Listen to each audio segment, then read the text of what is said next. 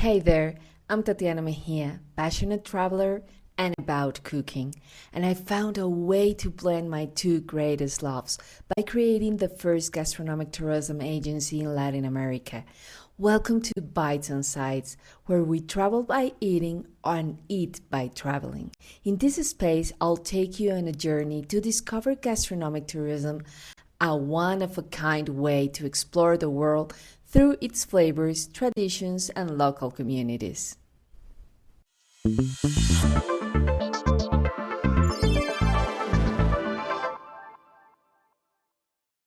Talking about women's leadership in rural kitchens isn't just about food, it's about power, resilience, and identity. I want to start this episode a little differently. I want to dedicate it to a woman who, for me, deeply embodies all of these. Maura Caldas. Maura Caldas was a traditional cook from the Colombian Pacific region, a woman who understood cooking not as a recipe, but as a living territory, as a memory in motion, as a way of caring, of teaching, and also blazing a trail. She was also the author of Sabor a Maura, a book that today stands a testament to her knowledge, her connections to the Pacific, and a way of cooking that wasn't born in laboratories or show kitchens, but in life itself, in tradition, in the body, and in experience. I was fortunate enough to meet her in 2011 and we worked together on projects for La Sabana University to the gastronomy faculty. There were projects I wanted to do with her that we never got around to. But her legacy didn't end there. On the contrary, some people leave behind ideas and others leave behind a way of seeing the world. Maura was one of those people. She wasn't a woman who went along with everything. If she didn't like your energy, she simply wouldn't work with you. She was mystical, profound, full of knowledge, and possessed an intuition that couldn't be faked.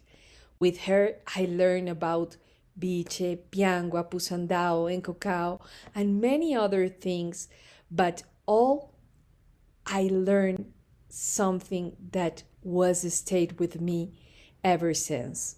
That the most valued culinary knowledge isn't always written down.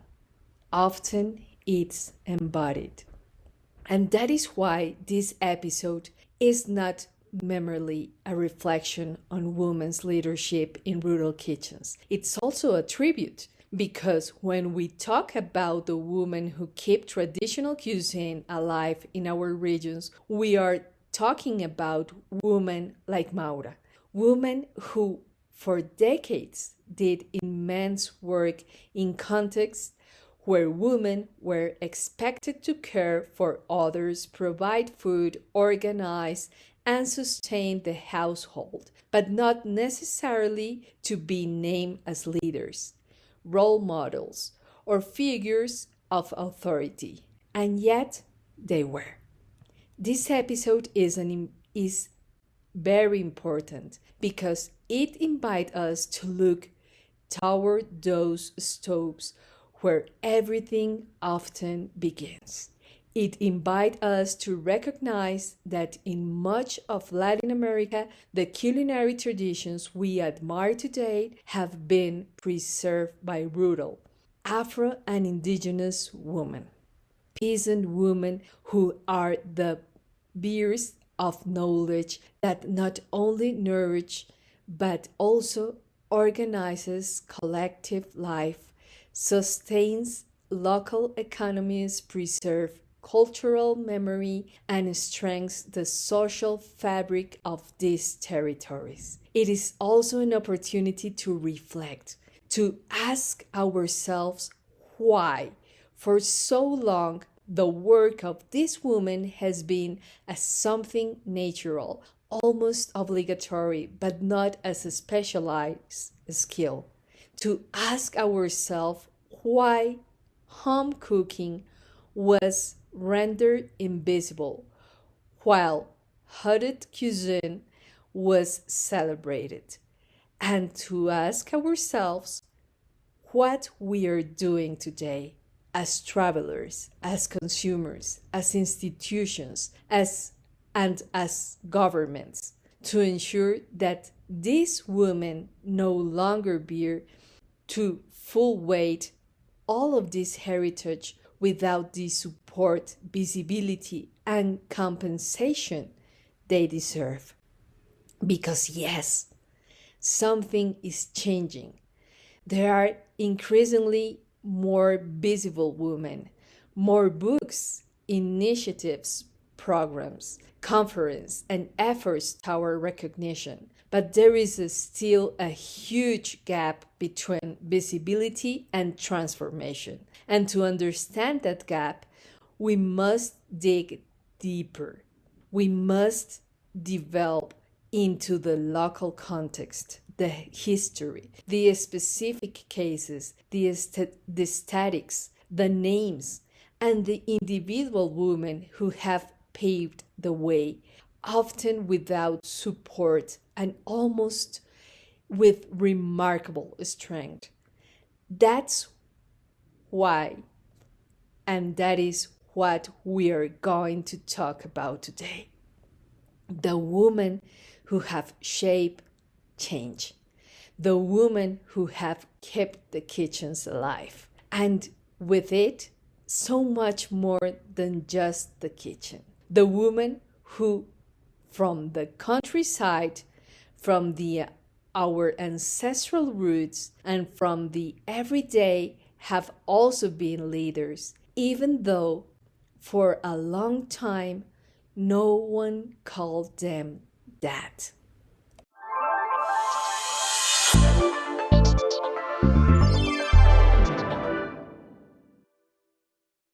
There's something I want you to imagine with me.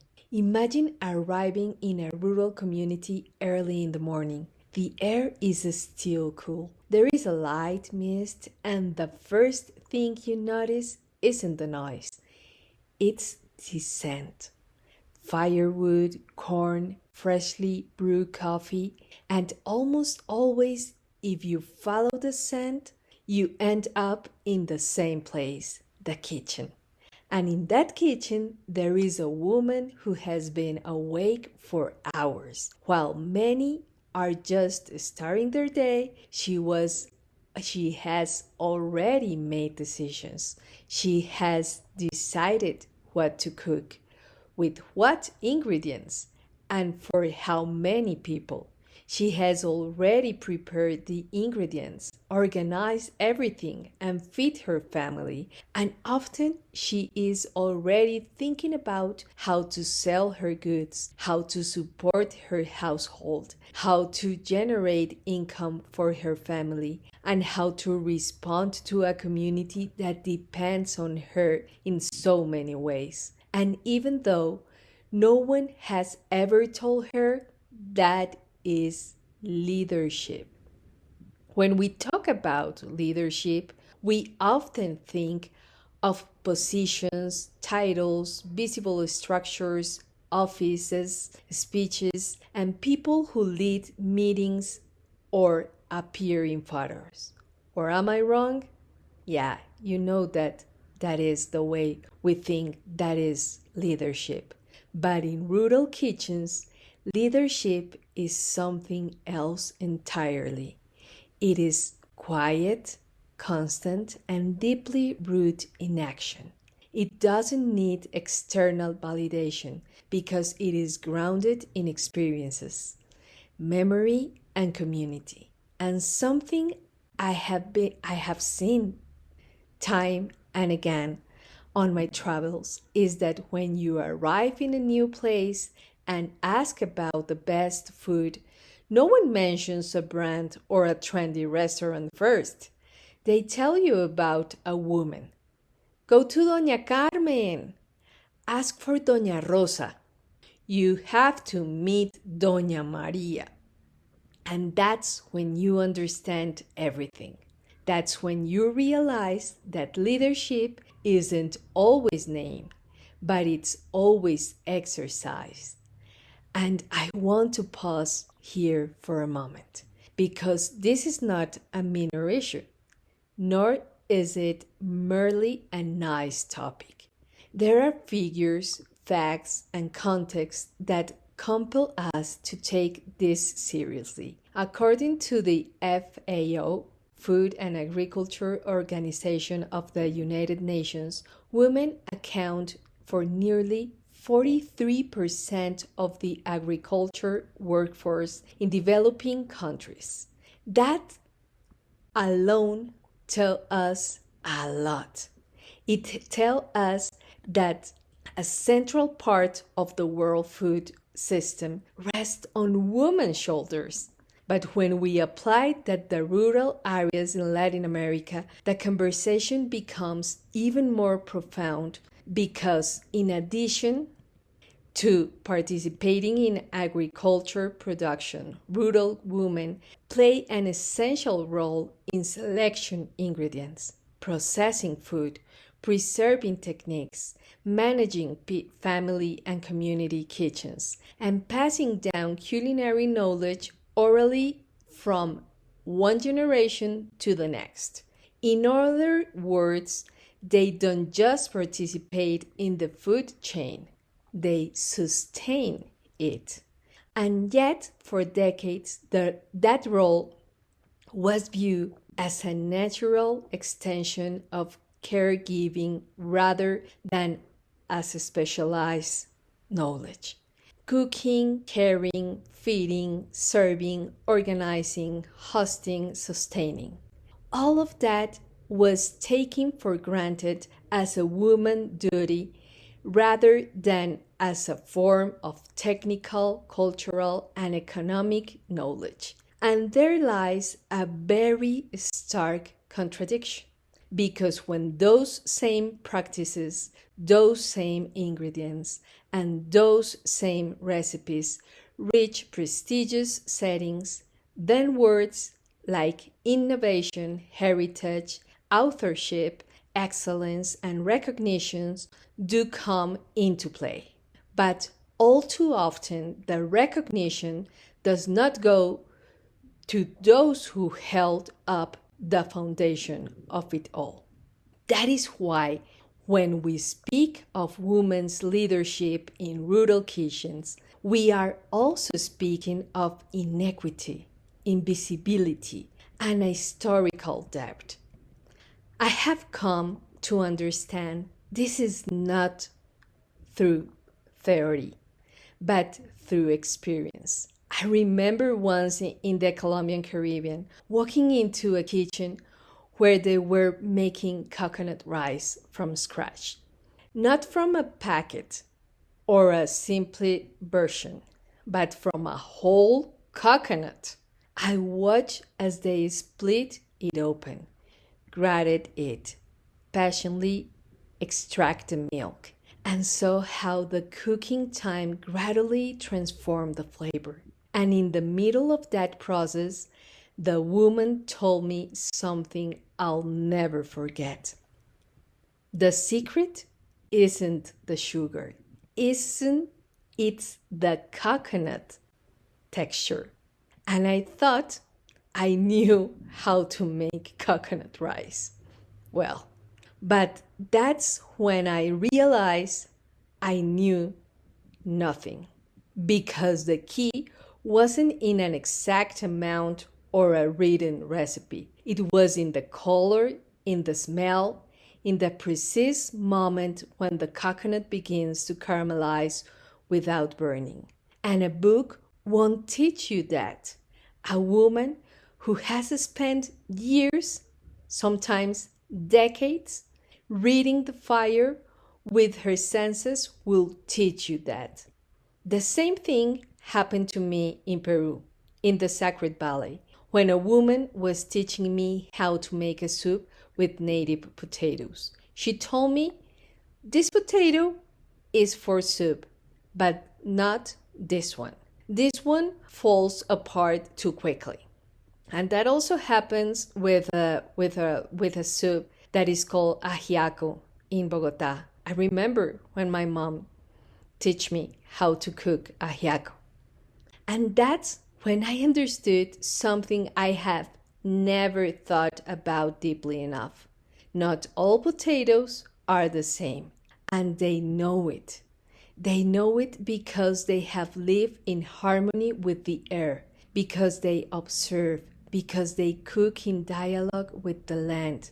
Every dish is an interpretation of the environment. It is geography, climate, history, seasonality, agriculture knowledge, and sensitivity served on a plate. Can you believe it? Have you ever imagined that? And I also remember a time in the Colombian Pacific sitting with a cook who was preparing a shrimp encocado. I wanted to write everything down. Quantities, steps, timings, well, I was ready for everything. I wanted to take the recipe with me. And at one point, she said to me, "Put that notebook away and just watch."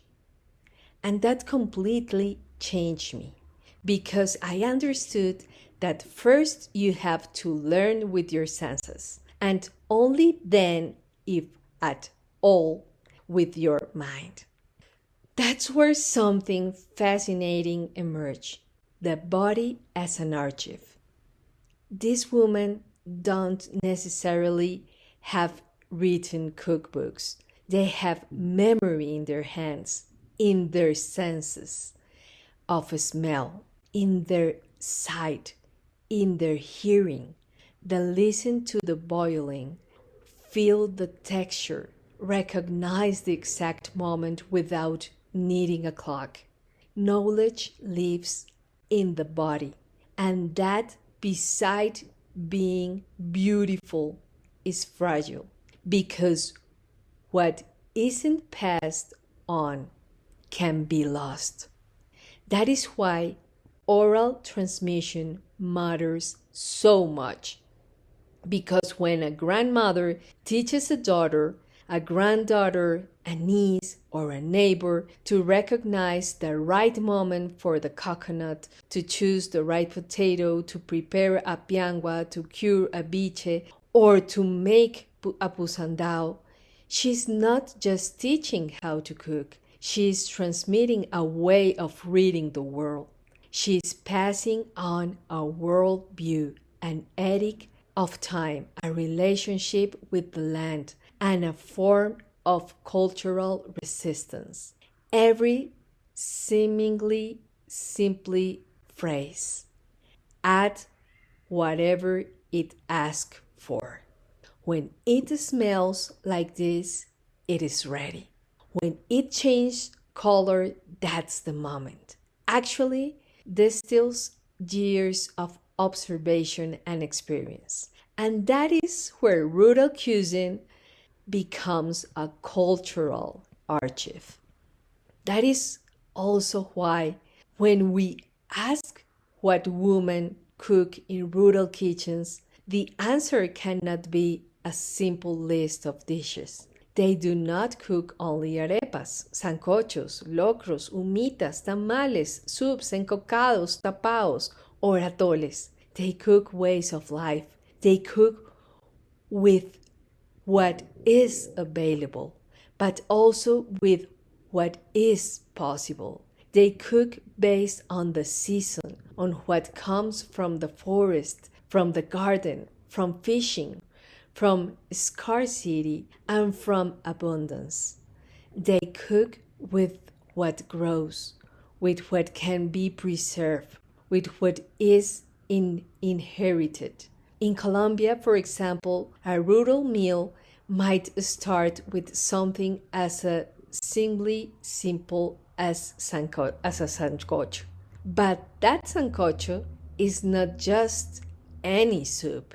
It is a pot that brings together cassava, plantains, potatoes, corn, and a free-range chicken.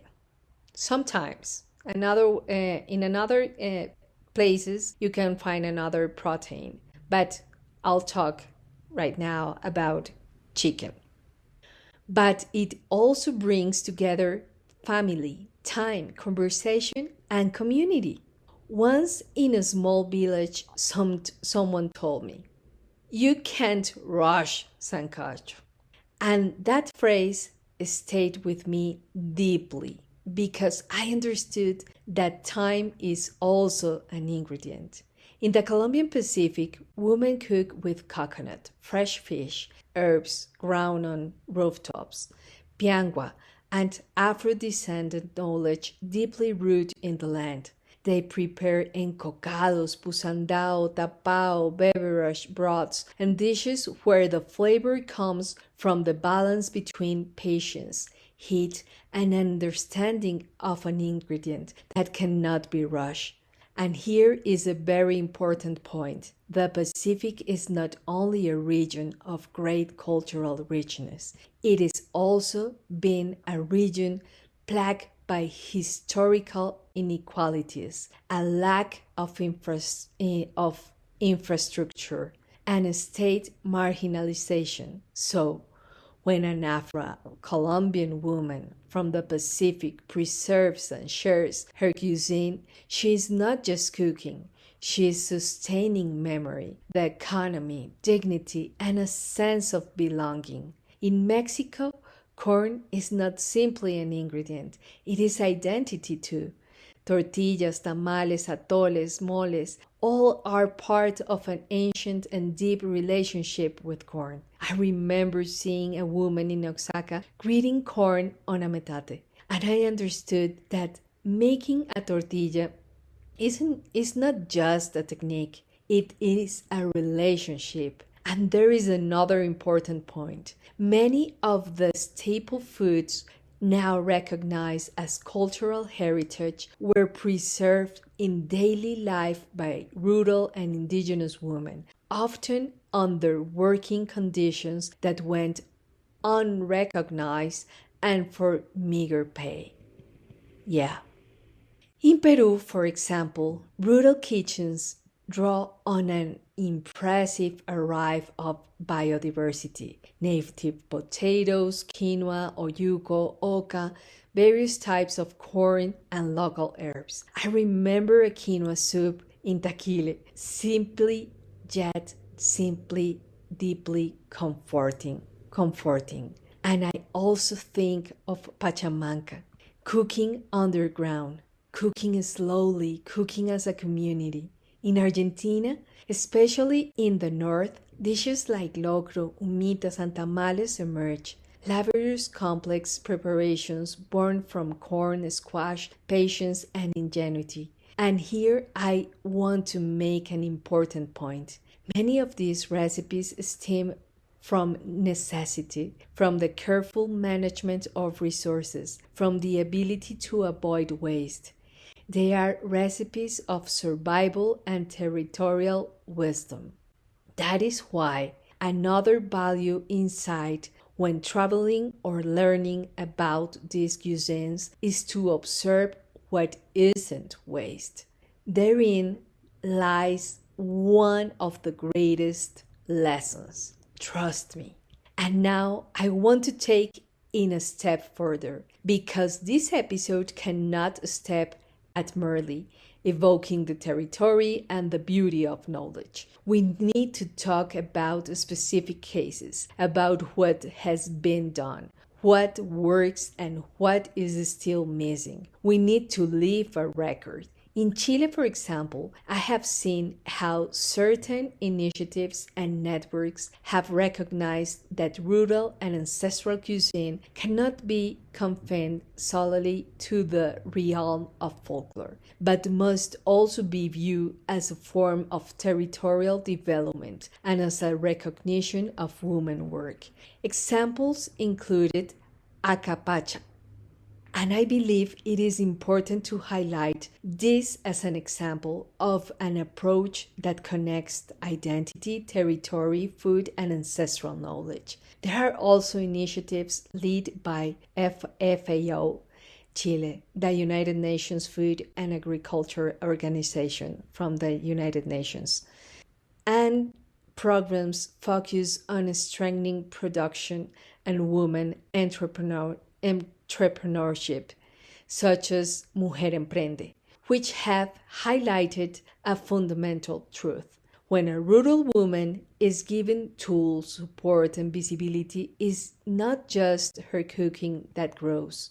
Her decisions making capacity grows, her autonomy grows, and her impact on the community grows. Therein lies one of the key points that governments should take much more seriously. It's not just about supporting a cook so she can sell more. It's all about understanding that behind the cuisine lies cultural heritage, food sovereignty, local supply chains, territorial pride, and women's leadership.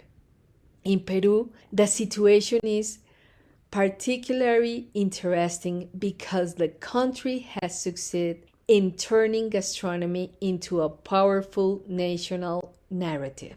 But the narrative did not emerge on its own or from above.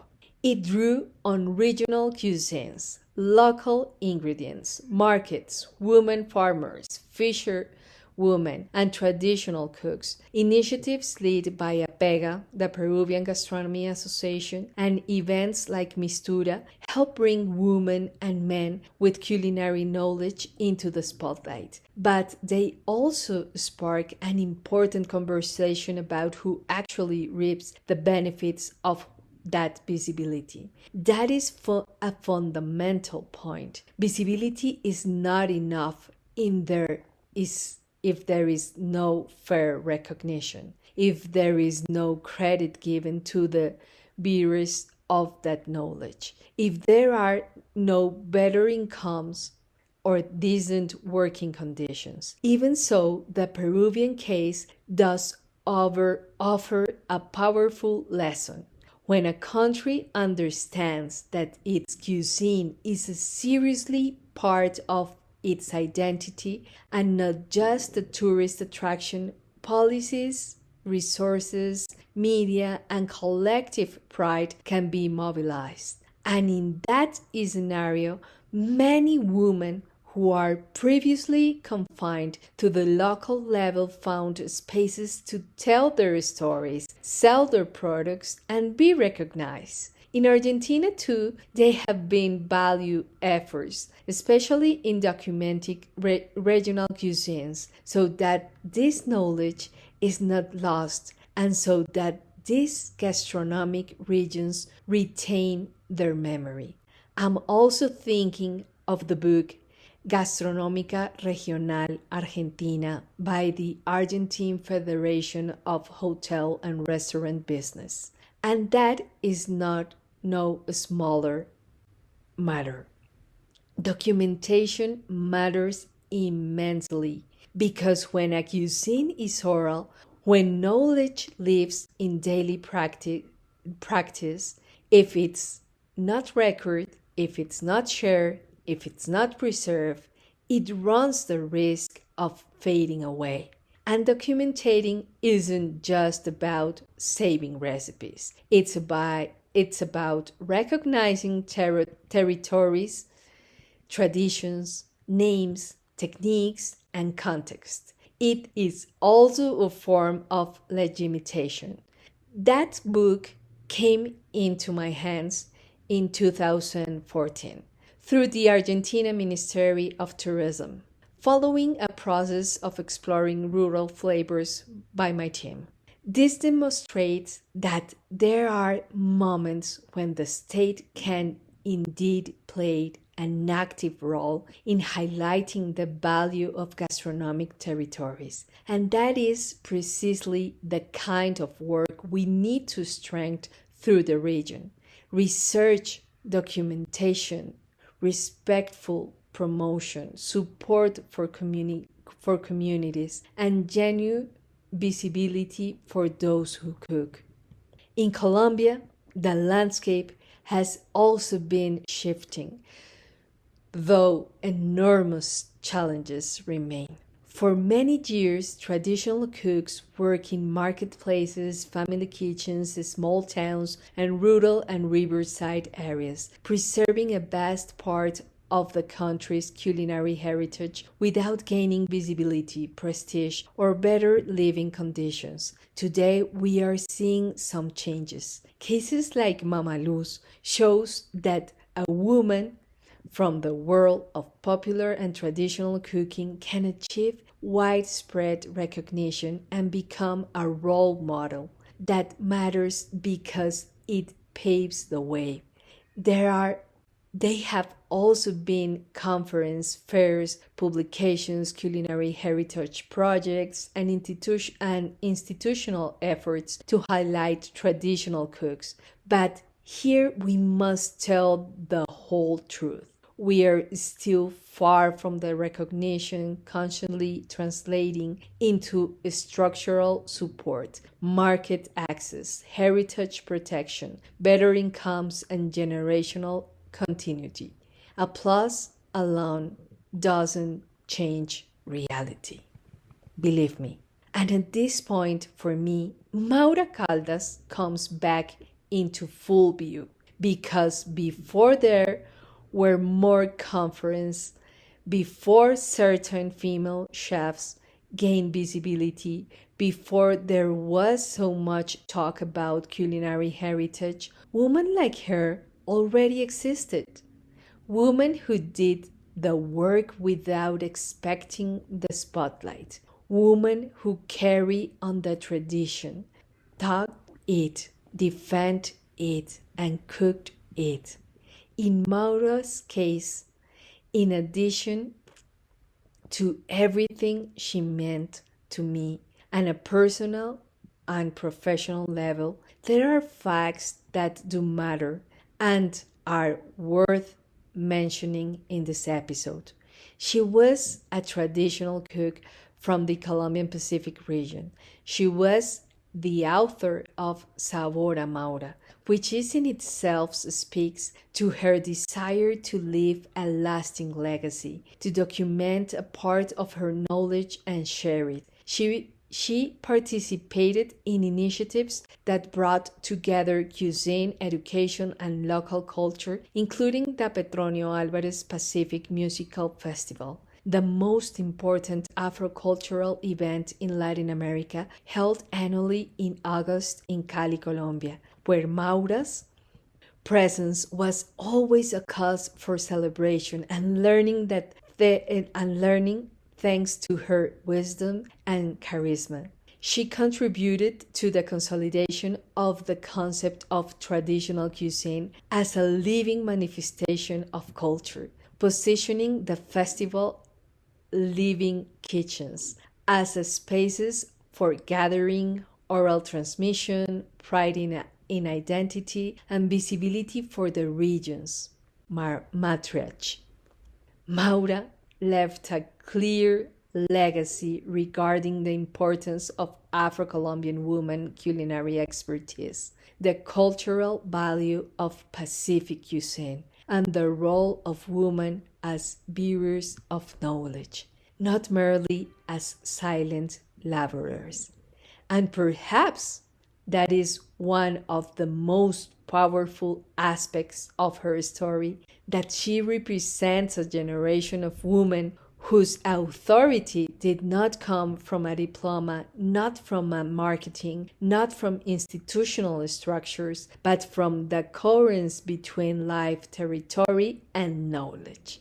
I'd also like to mention a few other names that are important to me, because this episode needs to document what has been accomplished and who has made it all possible. Now, I'm thinking, for example, about Anatolia, the queen of fried food in Cartagena, whom I came to know through the book Cartagena de Verdad by the Transformemos Foundation. That a woman wins so many times she ends up out of the running isn't just a charming anecdote. It's a proof of popular excellence. It's a way of telling us that traditional culinary knowledge can be extraordinary, rigorous, and consistent, even if it isn't described using the words typically employed by gastronomic elites. And I'm also thinking of all those women who have even appeared in books, research, gatherings, and local initiatives, but who remain largely unknown outside their communities. There's another task ahead to better tell these stories and give them the place they deserve. Then there are the beverage, and I don't want to leave them out because we often talk about cooking and forget that women's leadership is also present here. Biche in the Pacific, chicha in different regions, atole in Mexico, there are preparations that not only accompany meals but also embody history, ritual, care, and territory. In many cases, women have been the guardians of this knowledge, even though the public visibility of traditional beverage doesn't not always fall to them. And here, another dimension of leadership emerge, that of women who sustain not only dishes, but entire systems of flavor preservation, the use of plants, ferments, time, and occasions. And of course, we cannot ignore the challenges because it will be all too easy to romanticize these women and turn them into symbols without addressing the specific conditions in which they live and work. Many of them still have limited access to financing, technical training tailored to their context, fair marketing challenges, basic infrastructure, social security mechanism for generational succession, and public policies that are truly designed with local communities in mind. Many are aging. Many shoulder the burden of cooking, caregiving, household management, production, and sales. Many do not identify themselves as entrepreneurs, even though they have been sustaining family and community economies for decades. That invisible economy, so often overlooked, is one of the most important themes of this episode because selling food your whole life, supporting your household with it, feeding others, buying supplies, calculating, negotiating, producing, and moving forward is also business. It is also management. It is also leadership. That's why there's a very important ethical consideration for those of us who travel and enjoy culinary experiences. Paying a fair price. Please don't haggle. Don't romanticize precariousness. Don't assume that just because a cuisine is traditional, popular, or rural, it has to be cheap. Paying a fair price is a concrete form of recognition, and so is asking about the ingredient, the season, the dish's story, the woman who cooks it, and the land that sustains it. Each of these questions change the way we travel and eat, because conscious culinary tourism isn't just about arriving at a destination and trying something delicious. It's about understanding who's behind it, what stories sustain the flavor, and how our presence can contribute or conversely perpetuate patterns of exploitation and superficial consumption. And here, I want this episode to do more than just move. I also want it to make you a little uncomfortable. Yeah, I want you to feel a little uncomfortable. Because if we already know that rural and traditional women are essential to food system, cultural heritage, and local economies, then the question is very clear. What else do governments need to take more decisive actions? The evidence is already there. The examples are already there. There are already programs. There are already books. There are already women who have demonstrated the impact of their work. What is missing is not the proof. What is missing is sustained will, funding, coordination, a real presence on the ground, and public policies that understand that supporting women at the ancestral hearts is not a symbolic or decorative gesture. It is a development strategy. Working with rural and traditional women means strengthening food sovereignty, preserving intangible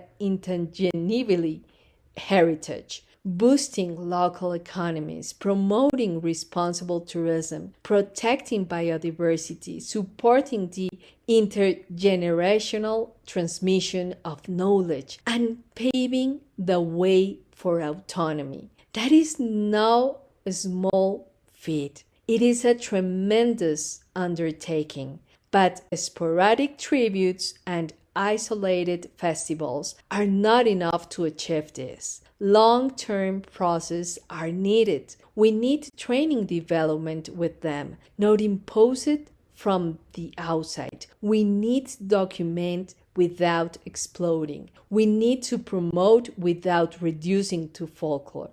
We need to invest without uprooting. And above all, we need to recognize that women's leadership is rural kitchens in neither a fad nor a recent trend. It's a historical reality that we are only just beginning to name. And so I return to the beginning, to that kitchen in the morning, to that woman who has already decided what to cook with what to and for whom, to that woman who sustained a home, a flavor, a story, and often an entire community. I return to Maura, I return to Anatolia, I return to Mama Luz, I return to the rural cooks of Chile, to the keepers of traditional cuisines in Peru, to the women who have been recorded in books, and to those who have not yet appeared in any. I return to all of them because this episode combines something very simple yet profound, and at the same time, the women of rural kitchens do more than just cook. They teach, they preserve, they organize, they sustain, they resist, they innovate from tradition, and they lead.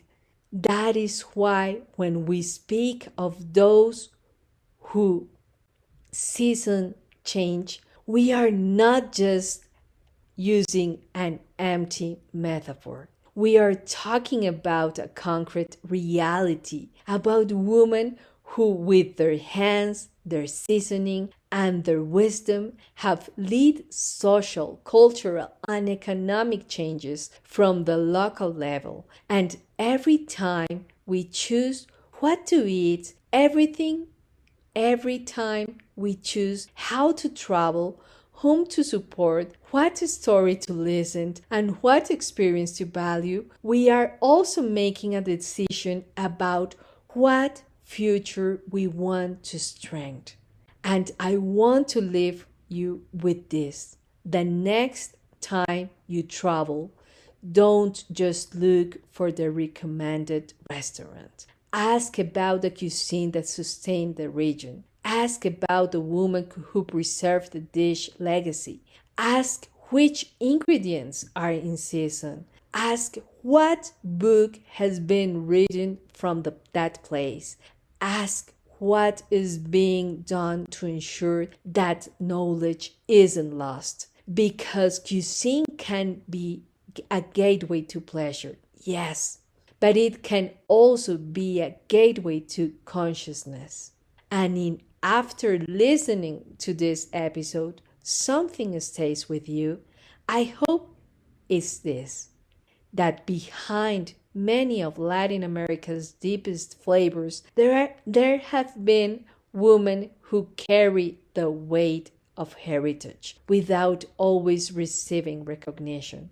Women who paved the way for others. Women like Maura Caldas, whose legacy lives on not only in a book or in the memories of those who knew her, but in that way of cooking that does not separate food from the land or flavor from dignity. Women who were there long before we started talking about female leadership. Women who every day continue to season change.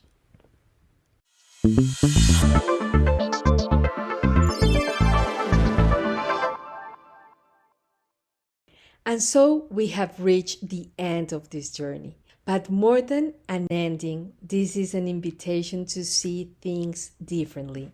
Today, we are not just talking about cooking. We're talking about leadership. We're talking about memory. We are talking about territory. And above all, we are talking about women. Women who, for generations, have sustained entire ways of life through their daily routines without necessarily being recognized. We came to understand that rural kitchens are not just the spaces where food is prepared. There are spaces where knowledge is passed down, where identity is built, and where female leadership has existed long before we even name it as such. We also came to understand something crucial. That is not only a thing of the past. It is an issue of the present and of the future, of course, because many of these women are still cooking today. They are still teaching. They are still sustaining communities, but they also need more than just recognition. They need support. They need decent work recognitions and conditions. They need their knowledge to be valued, protected, and well compensated. That's why this episode is also a direct invitation to governments, to institutions, to decision makers. The work has already begun. There are cases, there are programs, there is evidence. Now, what is missing is continuity, investment, and real commitment on the ground. And to you who are listening, I also want you to leave you a question. The next time you travel, will you choose just a place to eat? Or will you choose a story to support? Because every decision counts. You make matters. Who you buy from, what you value, what stories you decide to amplify. Now, I want to invite you to make sure this episode isn't just something you listen to once. Subscribe to Bites and Sides on your favorite platform. Share it with someone else who would like to travel more meaningfully. And leave us a review because that helps us spread these stories even further. And above all, let's talk. Find. Let me tell you where you can reach me. You can reach me in As Tu Viaje Gourmet met Medial Social and at tatomejia.com, where we continually share real stories, places, and experiences that connect us to our roots. Tell me, what resonates with you most about this episode? Is there a woman in your life you'd like to honor today? Because this podcast is also community, and every story you share it's also part of this movement. We'll catch up in the next episode. See you then.